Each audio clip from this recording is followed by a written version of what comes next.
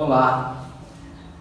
Como é de costume no Brasil, todo ano, no mês de setembro, nós meditamos um livro da Bíblia.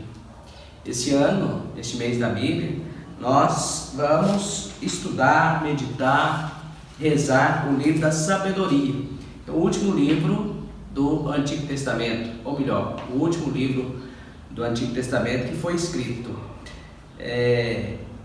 O mês da Bíblia não é para nós como se fosse um único mês onde a gente deve meditar e rezar a Sagrada Escritura, mas é um tempo da gente exercitar a leitura orante, a leitura meditativa, a leitura reflexiva do texto da Bíblia, para que todos os meses, todos os dias, por todos os dias da nossa vida, nós tenhamos como companhia a Sagrada Escritura. O livro da sabedoria, nós estudando o livro da sabedoria, nós entendemos que ele é dividido, ou foi dividido pelo seu autor em 3 partes. Ele, que é composto de 19 capítulos, foi dividido em 3 partes.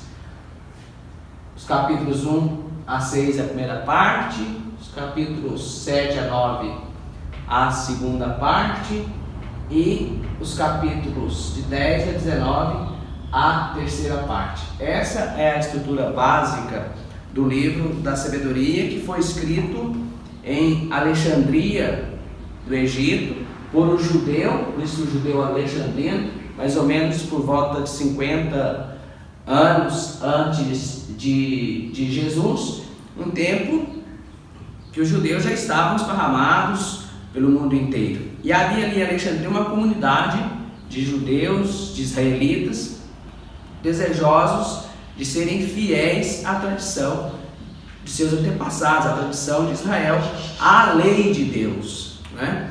Então esse autor escreve para aquela comunidade, para que ela receba uma exortação, adquira força para manter-se fiel à tradição de Israel e, mais ainda, fiel aos mandamentos do Senhor, o Deus único. Por isso que um dos aspectos do livro também, que nós percebemos no capítulo 13, ali uma reflexão contra a idolatria, o perigo da idolatria que representava para a fé judaica.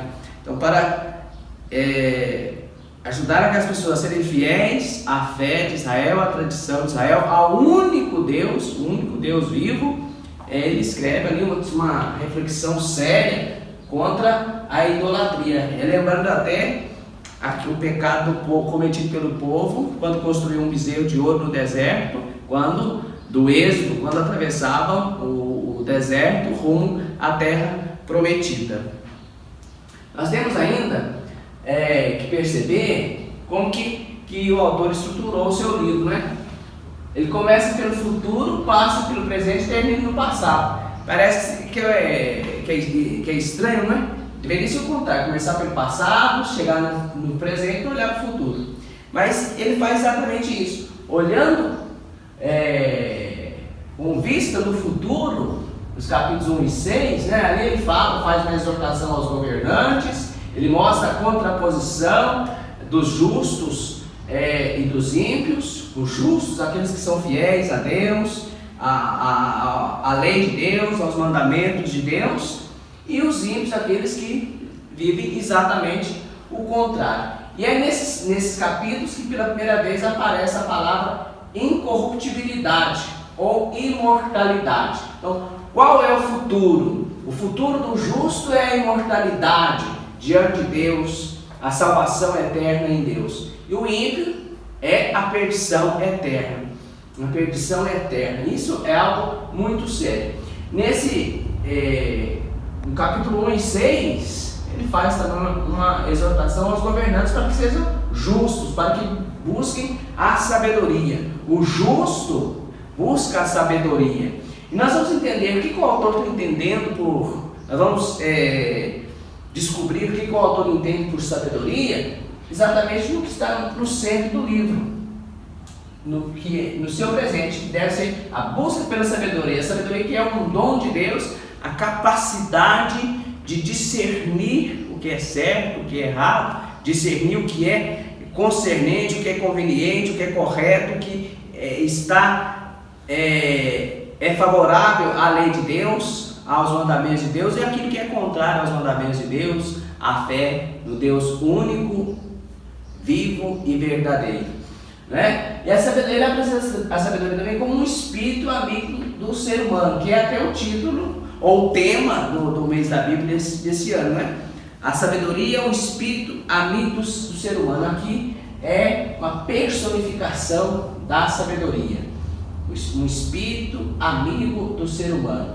Enfim, Deus é a própria sabedoria. Nesse trecho nós temos a oração de Salomão, que pede sabedoria, que não pede riquezas, né? E que, olha, então os governantes devem ser sábios, buscar por sabedoria e não por riqueza, deixar de lado a corrupção, né? O desejo de poder, mas ser sábios para liderar bem o seu povo, guiar o seu povo rumo à terra prometida, rumo a Deus, né? Para fazer a vontade de Deus, deve ser sábio, discernir o que é correto e o que é errado, o que está em consonância com a lei de Deus, com a lei de Moisés, dada por Deus a Moisés e transmitida ao povo. Essa então é a segunda parte. A terceira parte, ele faz uma releitura do passado de Israel. Ali nesses capítulos 10 e 9, ele apresenta 7 antíteses, ou 7 contraposições. Se para os egípcios, na ocasião do êxodo, Deus enviou uma peste, uma invasão de rãs para o povo de Israel que atravessava o mar ou o deserto e passava fome. Deus lhes forneceu, lhes providenciou melhor as codornizes ou codornas para o seu alimento. Mas ele não está de olho simplesmente no passado. Esse passado ele contempla o passado para alimentar a fé do povo no presente. Se Deus interveio na história do povo no passado, Deus ainda intervirá agora no presente a favor daqueles que lhe são fiéis, do seu povo, dos que são seus amigos, no presente. Então, veja bem, com o olho no futuro, na imortalidade, no desejo de estar para sempre com Deus, se vive o presente buscando ser sábio, com a confiança de que Deus age agora no nosso presente, porque Ele agiu no passado do povo. Para nós cristãos, esse tem muita coisa a ver. Ele serve de ponte para o Novo Testamento. Essa questão da imortalidade da alma, isso é muito presente no Novo Testamento, né? Nós cremos que nós também seremos imortalizados. Nós não somos imortais, seremos imortalizados em Jesus, por Jesus e com Jesus. Ele que ressuscitou dos mortos e também nos dará por prêmio a ressurreição, a vida eterna, para aqueles que forem justos e forem seus amigos nesta vida. É isso que nos ensina a parábola do juízo final do evangelista, no Evangelho de São Mateus, capítulo 25, de versículos 31 ao 46, né? No dia final, o Filho do Homem, quer dizer, o próprio Jesus, virá sobre as nuvens e vai separar os justos e colocará à sua direita e os ímpios à sua esquerda, as ovelhas à direita, os cabritos à esquerda. Aqueles que fizeram bem, que amaram o semelhante, que foram amigos do semelhante, que deram pão a quem estava com fome, deram água a quem estava com sede, visitou os doentes, os presos, esses estarão à direita. Esse é o justo. Também a justiça não é apenas um conceito, é algo muito prático, né? Então, esse livro serve então como ponte para o Novo Testamento, e é muito conhecido por autores do Novo Testamento, como o autor do Evangelho de São João, Paulo, o autor da carta aos Romanos, o autor da carta da carta de Tiago, do apóstolo Tiago, né? Tiago nos diz que a fé sem obras é morta, tá vendo? No mesmo espírito aquele da parábola do Evangelho de São Mateus. A obra de justiça, obra de caridade. Isso é coisa de quem é justo, sabe, que espera em Deus.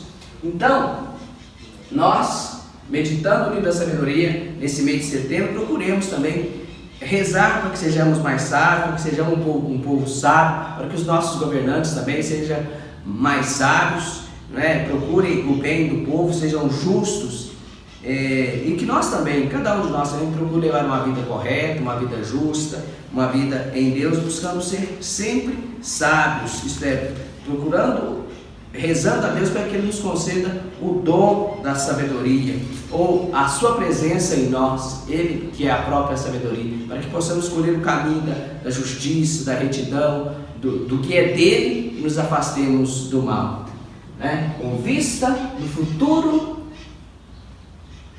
na ressurreição, na vida eterna, a gente vive o presente da nossa vida, olhando para trás e sabendo que Deus sempre se manifestou, Deus sempre esteve do lado daqueles que foram justos, que procuraram levar uma vida justa.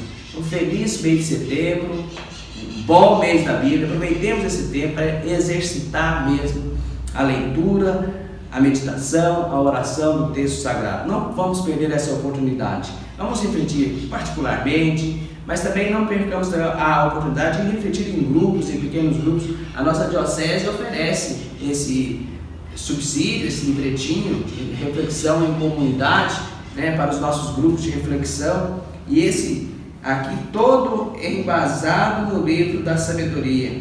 A reflexão para o mês das vocações, agosto, que já terminou, para a Semana Nacional da Família e para o mês da Bíblia, o mês de setembro, né? Procuremos nos reunir em grupos, não deixemos passar essa chance de nos exercitar na leitura e na oração da palavra de Deus. Mas não pensemos que seja só setembro o mês da Bíblia, o tempo da Bíblia. Sempre é tempo de rezar a Sagrada Escritura, de procurar entender melhor o que a Bíblia nos ensina e nos diz. No dia 17 de setembro, uma segunda-feira, de 19 horas até 20h30, 21 horas, eu estarei no nosso centro pastoral, na livraria João Paulo II em Divinópolis, para uma pequena palestra também, uma pequena conversa a respeito do livro da sabedoria. Todos estão convidados. Fiquem com Deus e o nosso abraço.